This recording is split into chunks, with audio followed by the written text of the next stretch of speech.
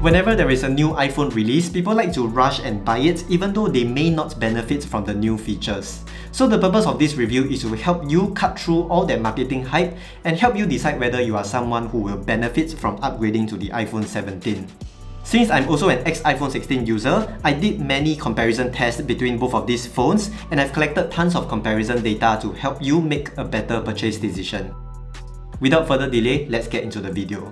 First up, let's talk about the screen. The iPhone 17 now has Pro Motion support, which allows it to go up to 120Hz refresh rate for a more immersive experience during gaming. It can also go all the way down to 1Hz to save battery when viewing static content like reading ebooks or web browsing.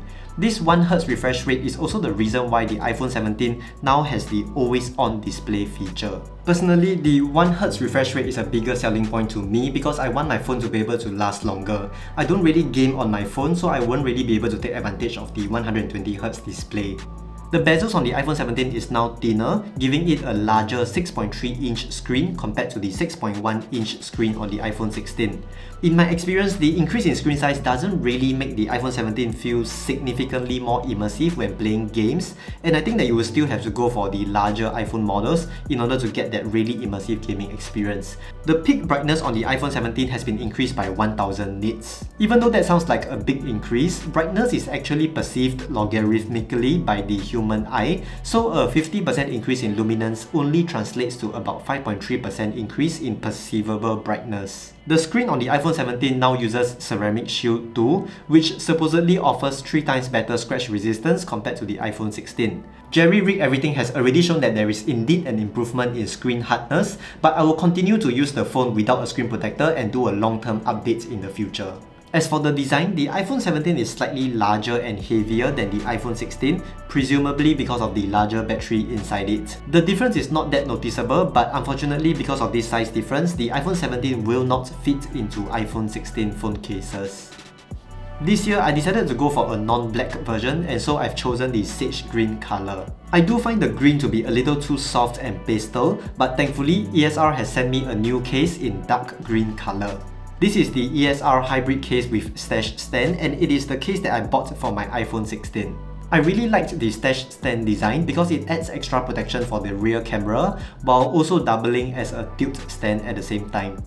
There are bumpers at the side for extra protection, and the halo lock magnets at the back are really strong, especially when paired with another ESR accessory that also has halo lock magnets, like this MagSafe wallet for example. ESR did not pay me any money to promote their phone cases. I just find them to be a good recommendation because they have protected my iPhone 16 really well for the past year. They have the same stash stand design no matter which iPhone model you get, so definitely check out the links in my description below if you are interested to get one of these cases. Alright, back to the review. When it comes to wired charging, Apple claimed that the iPhone 17 can reach 50% battery in just 20 minutes, which is 10 minutes faster than the iPhone 16. But based on my testing, it reached 50% in 25 minutes and it got to 80% in 48 minutes. The iPhone 17's temperature did cross the 40 degrees Celsius mark, but that is to be expected given that it is charging at a relatively fast speed. I did a test on my iPhone 16 as well, which has already gone through 300 charge cycles and is at 95% battery health. The time taken to reach 80% battery is not that different, but we have to keep in mind that the iPhone 17 has a slightly larger battery and the iPhone 16 probably has a lower battery capacity now given its older battery. As for wireless charging, Apple stated that the iPhone 17 can now charge at 25 watts and it should reach 50% charge in 30 minutes, but mine took 56 minutes. At first I thought my result was a mistake, but it seems like other reviewers also got similar results. Not surprisingly, the iPhone 17 stayed at above 38 degrees Celsius for a much longer time compared to wired charging, and that is because wireless charging is known to be more inefficient. But in case you are not aware, there are actually active cooling wireless chargers out there that can charge the iPhone faster and cooler compared to wired charging. I have done many reviews of such chargers before and I'll leave links in the description below if you're interested in finding out more.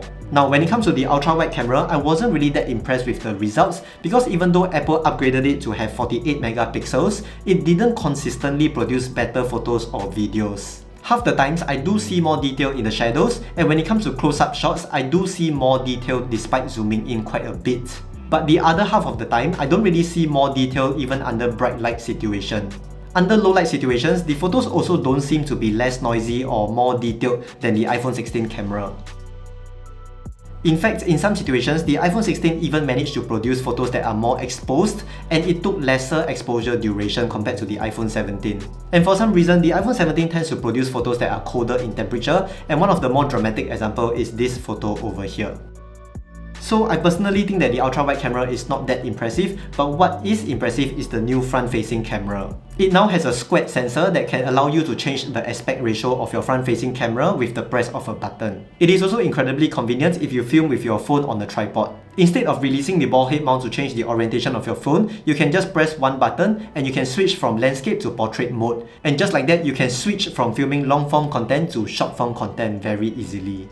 I also think that it is more ergonomic to hold your phone vertically while filming yourself instead of horizontally, where the pinky finger can get tired from supporting the weight of the phone after some time.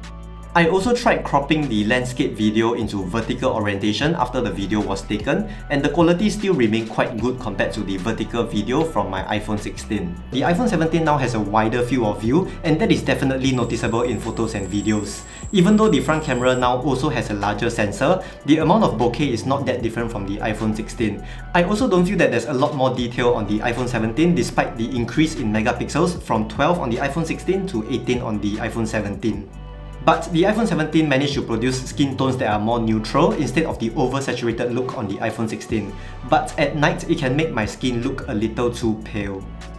The front camera on the iPhone 17 also has this center stage feature where the phone will automatically widen or crop the aspect ratio based on the number of faces it detects. Here, the iPhone 17 cropped the sensor horizontally to bring my mom's face into the frame, and when she goes out of frame, it will crop back to vertical orientation.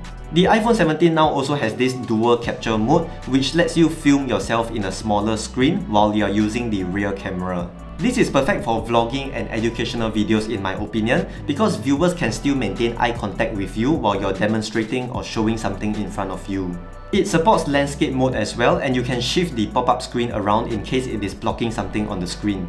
Unfortunately, you cannot switch the screens and make the front-facing camera appear on the larger main screen instead. And you also don't get separate video files from the front and rear camera. It is just a single video file that looks just like how you shot it. As for storage, the iPhone 17 now starts at 256GB, which is twice the amount on the iPhone 16. There is almost no difference in the read and write speed on both of these phones, no matter if I'm using a 5GB or a larger 25GB file. Apple has added a new N1 networking chip on the iPhone 17 to improve the performance and reliability of its Wi-Fi, Bluetooth, and AirDrop. The connectivity speeds on the iPhone 17 is not much better than the iPhone 16, whether it is in a benchmark test or in a manual Google Drive download test. Perhaps the only notable thing is that the iPhone 17 took longer in one of the 5GB cellular download tests. When it comes to AirDrop performance, the iPhone 17 did manage to send a 1GB file more quickly than the iPhone 16. But when it comes to transferring a bigger file size, like 5GB for example, it still gets stuck half the time, and I had to restart the transfer again on the iPhone 17. As for battery life, the iPhone 17 is now able to last 8 hours longer in video playback according to Apple, despite the battery capacity being only 3.7% larger. I tested the battery life by running 1 hour of TikTok and YouTube. I also recorded the amount of battery drain from running the 3D Mark Wildlife Extreme test, which simulates 20 minutes of very intense gaming. I also did another 1 hour of video streaming with cellular network instead of Wi-Fi because Apple added the new N1 networking chip, which is supposedly more efficient. I'm quite impressed that the iPhone 17 only consumed 1% more battery when in cellular mode.